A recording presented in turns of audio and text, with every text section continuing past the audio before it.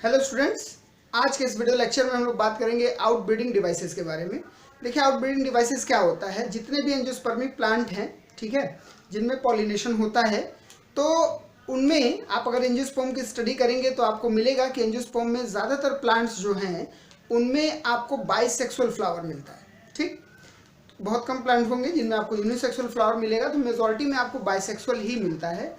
तो outbreeding devices ऐसे mechanism हैं, ठीक है, ऐसे प्रोसेसेस हैं जो प्रिवेंट करते हैं सेल्फ पॉलिनेशन को, क्योंकि बाइसेक्सुअल फ्लावर है तो सेल्फ पॉलिनेशन होने का चांस ज़्यादा है। ठीक है, तो सेल्फ पॉलिनेशन को प्रिवेंट करना है, रोकना है, और क्रॉस पॉलिनेशन को बढ़ावा देना है। ठीक, तो इस चीज़ के लिए जो भी प्रोसेस, बैरियर या मैकेनिज्म या स्ट्रक्चर फ्लावर में मौजूद होगा या प्लांट में मौजूद होगा, उसको हम लोग क्या बोलेंगे, आउटब्रीडिंग डिवाइसेस। क्लियर। तो आउटब्रीडिंग डिवाइसेस का कॉन्सेप्ट क्या रहा कि इसका मेन पर्पस है बाइसेक्सुअल फ्लावर्स में या प्लांट्स में सेल्फ पॉलिनेशन को रोकना और क्रॉस पॉलिनेशन को बढ़ावा देना। ठीक है, उसको प्रमोट करना।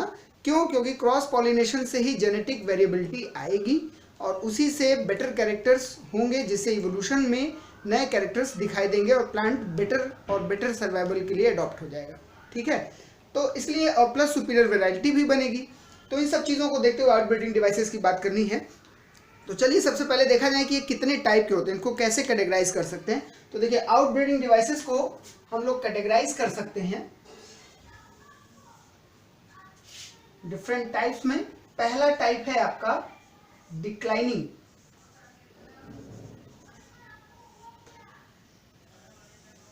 ठीक। दूसरा है डाइकोगैमी,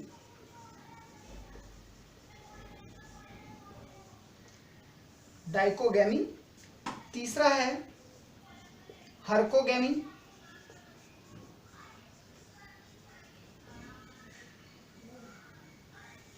हर्कोगैमी, ठीक। चौथा है आपका हेट्रोस्टाइली।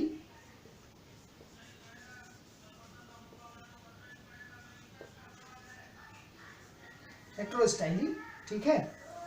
और पांचवा जो है हमारा, जो सबसे इंपॉर्टेंट केस है, सेल्फ इनकॉम्पेटिबिलिटी।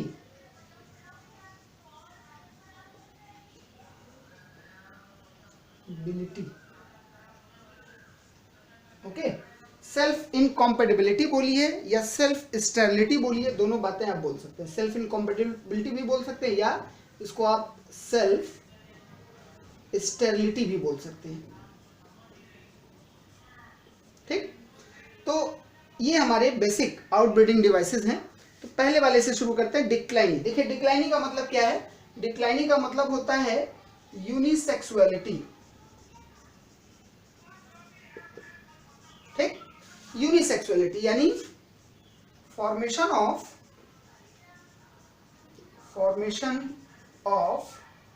Unisexual flower.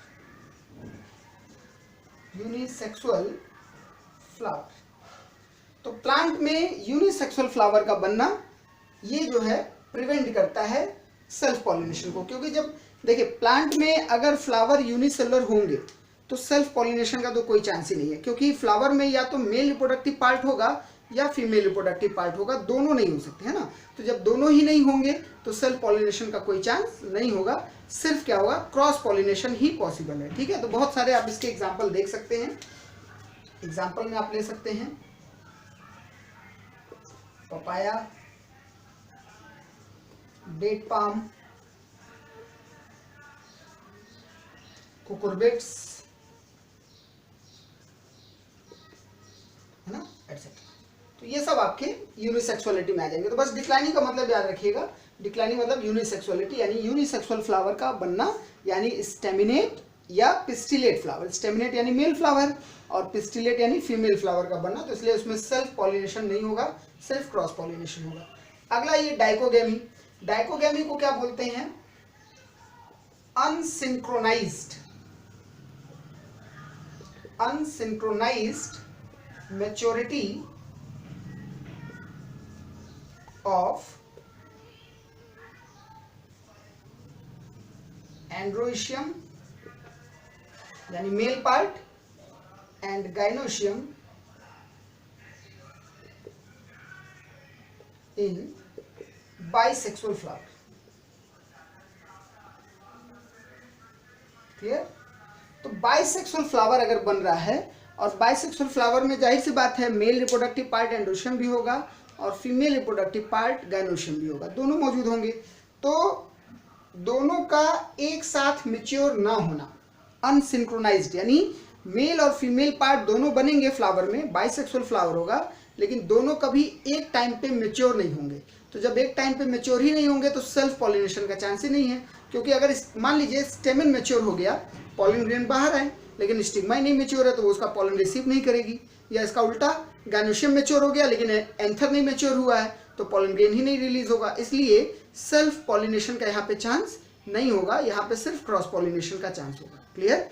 तो इस वजह से डाइकोगैमी भी एक इंपॉर्टेंट है। अब चूंकि यहाँ पे हम लोग बात कर रहे हैं कि मेल और फीमेल दोनों में से कोई एक पहले मैच्योर हो जाएगा, ठीक है, मेल या फीमेल रिप्रोडक्टिव पार्ट में से कोई एक पहले मैच्योर हो जाएगा, तो जो पहले मैच्योर होगा उसके हिसाब से इस इवेंट को हम लोग नाम दे सकते हैं। जैसे अगर मेल रिप्रोडक्टिव पार्ट यानी स्टेमन पहले मैच्योर हो जा रहा है, एंड्रोशियम पहले मैच्योर हो जा रहा है, तब उस कंडीशन को बोलेंगे प्रोटो एंड्रस कंडीशन। ठीक, उसको क्या बोलेंगे? प्रोटो एंड्रस कंडीशन, या प्रोटो एंड्री भी बोल सकते हैं, शॉर्ट फॉर्म में प्रोटो एंड्री भी बोला जाता है, या प्रोटो एंड्रस कंडीशन बोल सकते हैं। तो प्रोटो एंड्रस कंडीशन में क्या होगा? देखिए, प्रोटो मतलब फर्स्ट, है ना, और एंड्रस यानी एंड्रोशियम मेल। तो अगर मेल पार्ट पहले मैच्योर होगा तो उसको हम लोग प्रोटो एंड्रस कंडीशन बोलेंगे। तो इसका एग्जाम्पल अगर आप देखना चाहें, ठीक है, तो इसके एग्जाम्पल आप लिख सकते हैं। इसमें आपको प्रोटो एंड्रस में मिल जाएगा टैगेटस, टैगेटस यानी marigold, sunflower,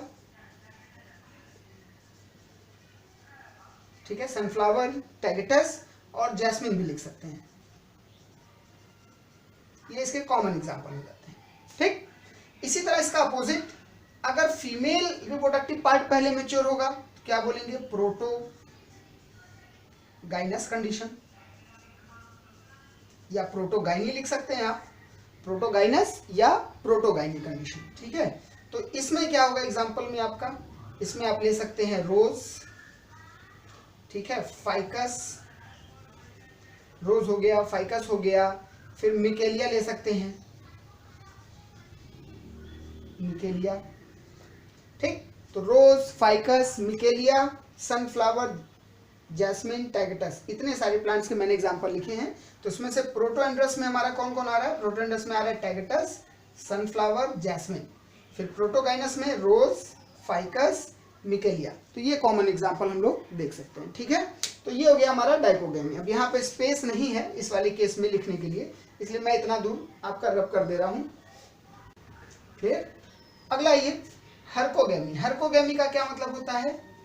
presence of physical, presence of physical, physical को आप मैकेनिकल भी बोल सकते हैं, मैकेनिकल बैरियर, है ना। अगर फ्लावर बाइसेक्सुअल है, ध्यान से समझिएगा, फ्लावर बाइसेक्सुअल है और मेल फीमेल रिप्रोडक्टिव पार्ट एक साथ मैच्योर हो रहे हैं, जैसे अभी इसके पहले आपने देखा दोनों एक साथ मैच्योर नहीं हो रहे थे, पहले मेल रिप्रोडक्टिव पार्ट मैच्योर हो रहा था तो प्रोटो एंड्रस बोल रहे थे, या फीमेल मैच्योर हो रहा था तो प्रोटोगाइनस बोल रहे थे। यहाँ पे क्या है? हर्कोगैमी में फ्लावर बाइसेक्सुअल होगा, मेल और फीमेल रिप्रोडक्टिव पार्ट एक साथ मैच्योर भी होंगे, लेकिन उनके बीच कोई फिजिकल बैरियर होगा, कोई स्ट्रक्चरल बैरियर होगा, यानी फ्लावर में कोई एक्स्ट्रा अपेंडेज बन जाएगा, कोई एक्स्ट्रा कैरेक्टरिस्टिक आपको देखने को मिलेगा, एक्स्ट्रा स्ट्रक्चर का डेवलप होगा जो उनके बीच एक बैरियर का काम करेगा, जिससे सेल्फ पॉलिनेशन प्रिवेंट हो जाएगा, यानी उसी का पॉलन उसी के स्टिग्मा को पॉलिनेट नहीं कर पाएगा। तो जब इस तरह का फिजिकल या मैकेनिकल बैरियर होता है तो ऐसे मैकेनिज्म्स को हम लोग किस में रखते हैं? हर्कोगैमी में। ठीक है, तो इसका बेस्ट एग्जांपल आप ले सकते हैं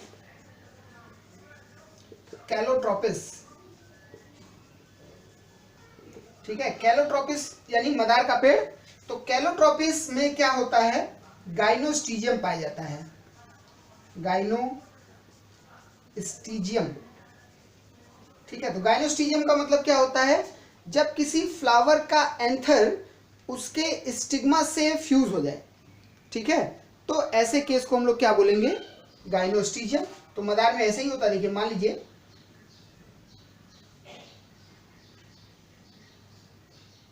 ये गाइनोशियम है और ये इसका स्टिग्मा है, तो जो एंथर है वो एंथर इस पे चारों तरफ से इस तरह से फ्यूज हो जाएंगे, ठीक है, फ्यूज होकर के इसको कवर कर लेंगे। तो जब कवर कर लेंगे तो एंथर भी इसी पे है, एंथर भी इसी पे और स्टिग्मा उसके बीच में है। तो ऐसे केस में क्या होगा कि इसके अंदर का जो पॉलन ग्रेन है वो रिलीज होकर के उस पर नहीं आएगा कभी, है ना। तो इसीलिए इनमें क्या होता है कैलोट्रोपिस में कि एंथर फ्यूज होने के साथ साथ उस एंथर के अंदर सिंगल पॉलन ग्रेन नहीं बनता है, बल्कि पॉलिनियम बनती है। पॉलिनियम क्या है, जितने भी एंथर एक एंथर में बनेंगे, सॉरी, जितने भी पॉलन ग्रेन एक एंथर में बनेंगे, है ना, जितने भी पॉलन ग्रेन एक एंथर में बनेंगे वो सब फ्यूज हो जाएंगे और फ्यूज होकर के एक विंग लाइक स्ट्रक्चर बना लेंगे जिसको हम पॉलिनियम बोलते हैं। तो वो पॉलिनियम अब इसके अंदर मौजूद है, वो ऑटोमेटिकली निकलेगा नहीं। तो जब कोई इंसेक्ट आएगा तो पॉलिनियम का जो टिप होता है वो स्टिकी होता है, ठीक है, और स्टिकी टिप जो है वो इंसेक्ट के पैर में चिपक जाएगा और जब इंसेक्ट उड़ेगा, स्पेशली हनी बी से पॉलिनेशन होता है कैलोट्रोपिस में, तो जब हनी बी या वेस्प उड़ेंगे तो उनके पैर में चिपक कर वो निकल जाएगा, ठीक है, निकल करके फिर वो दूसरे फ्लावर पे जाएंगे तो वहाँ स्टिग्मा पे उसकी लैंडिंग हो जाएगी, ठीक है। तो इस तरीके से इस तरह का बैरियर बनना, पॉलिनियम का बनना, ये सब किस में आता है, हर्कोगेमी में, ठीक है। तो हर्कोगेमी एक फिजिकल बैरियर हो गया जो फ्लावर में सेल्फ पॉलिनेशन को प्रिवेंट कर रहा है और क्रॉस पॉलिनेशन को इंड्यूस कर रहा है। क्लियर। चलिए नेक्स्ट आते हैं हेट्रोस्टाइली। तो हेट्रोस्टाइली में क्या है, देखिए हेट्रोस्टाइली में जो लेंथ होगा, लेंथ बोल सकते हैं या हाइट बोल सकते हैं फ्लावर में, स्टिग्मा यानी स्टाइल जो आपका है गाइनोशियम का जो स्टाइल पार्ट है बेसिकली वो, और स्टेमेन की जो लेंथ या हाइट होगी वो कभी बराबर नहीं होगी, ठीक है, अनइक्वल होगी। तो आप लिख सकते हैं हेट्रोस्टाइली में unequal height of stamen and stigma, ठीक। जैसे फॉर एग्जांपल मैं दो कंडीशन बना रहा हूं,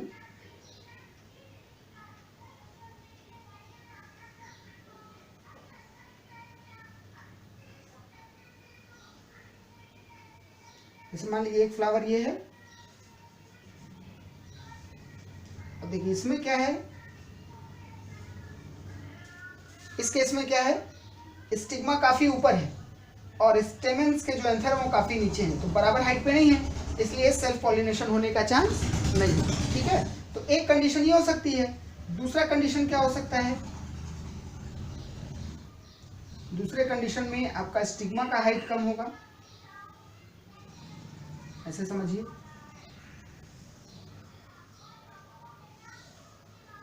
और स्टेमन काफी लंबे होंगे, तो ऐसे केस में भी सेल्फ पॉलिनेशन होने का चांसेस काफी रिड्यूस हो जाता है। यहाँ पे हम रिड्यूस वर्ड यूज कर रहे हैं क्योंकि कुछ हो सकता है ड्रॉप हो जाते हैं, बहुत कम परसेंटेज होता है, बहुत कम चांस होता है, लेकिन मैक्सिमम क्या है, रिड्यूस कर रहा है सेल्फ पॉलिनेशन को और क्रॉस पॉलिनेशन को प्रमोट कर रहा है, ठीक है।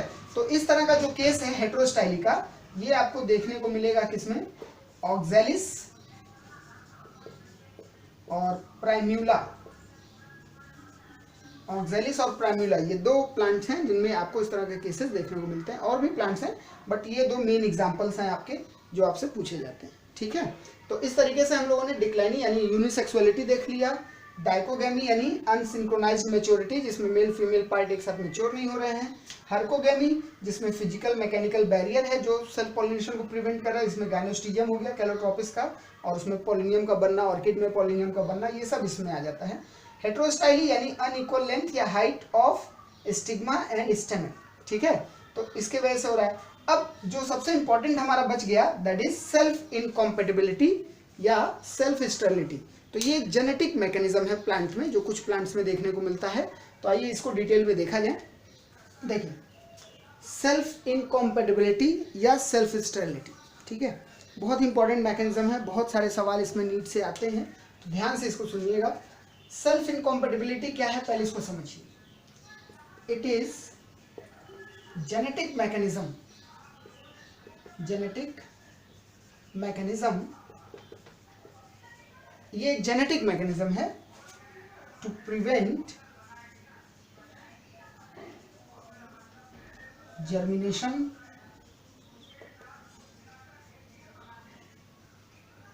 Of self pollen on stigma। ठीक, या दूसरे तरीके से डिफाइन करें कि it is a genetic mechanism which reject self pollen, है ना। यानी अगर किसी फ्लावर का अपना पॉलन ग्रेन उसी फ्लावर के स्टिग्मा पे जाता है तो उसका जर्मिनेशन ही नहीं होगा, उसका जर्मिनेशन फ्लॉप कर जाएगा, फेल्योर कर जाएगा। ठीक है, तो कुछ लोग बोलते हैं कि जर्मिनेशन फ्लॉप हो गया, कुछ लोग बोलते हैं कि नहीं, स्टिग्मा ने उसको रिजेक्ट कर दिया क्योंकि वो सेल्फ का पॉलन था, है ना। तो बहुत सारे केसेस में ऐसा देखने को मिलता है कि स्टिग्मा पे अपने पॉलन को एक्सेप्ट नहीं किया जाता है, उसको रिजेक्ट कर दिया जाता है। ठीक है, तो उस केस को हम लोग क्या बोल रहे हैं, सेल्फ इनकॉम्पेटिबिलिटी। तो ये मैंने लिखा है जेनेटिक मैकेनिज्म है, यानी किसी जीन से कंट्रोल होता होगा वाकई। तो देखिए इसके लिए जो जीन है, ठीक है, gene to control self incompatibility is S, उसको हम लोग एस से रिप्रेजेंट करते हैं, एस फॉर सेल्फ इनकॉम्पेटिबिलिटी, है ना। तो एस जीन है। अब इस एस जीन के बहुत सारे एलिल्स होते हैं, मेनी एलिल्स आर फाउंड। तो प्लांट पॉपुलेशन में इसके बहुत सारे एलिल पाए जाते हैं। तो एलिल्स को हम लोग नंबर से रिप्रेजेंट करते हैं, जैसे S1, S2, S3, S4, S5 and dash dash dash dash. तो डजन्स ऑफ एलिल्स हैं, बहुत ज़्यादा एलिल्स पाए जाते हैं। लेकिन सभी एलिल एक साथ एक प्लांट में तो हो नहीं सकते, क्योंकि प्लांट हमारा डिप्लॉयड होगा, ज़्यादा ज़्यादा ट्राइप्लॉयड, टेट्राप्लॉयड होगा, तो यानी 2, 3 या 4 एलिल होंगे।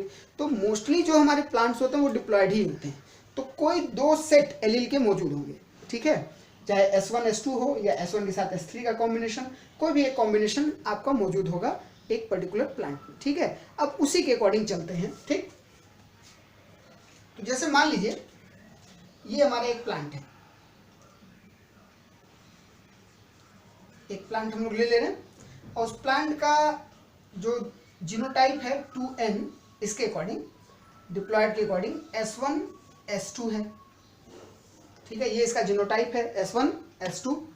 अब जब इसमें स्टिग्मा और पॉलन बनेगा, तो पहले हम लोग स्टिग्मा की बात कर लें।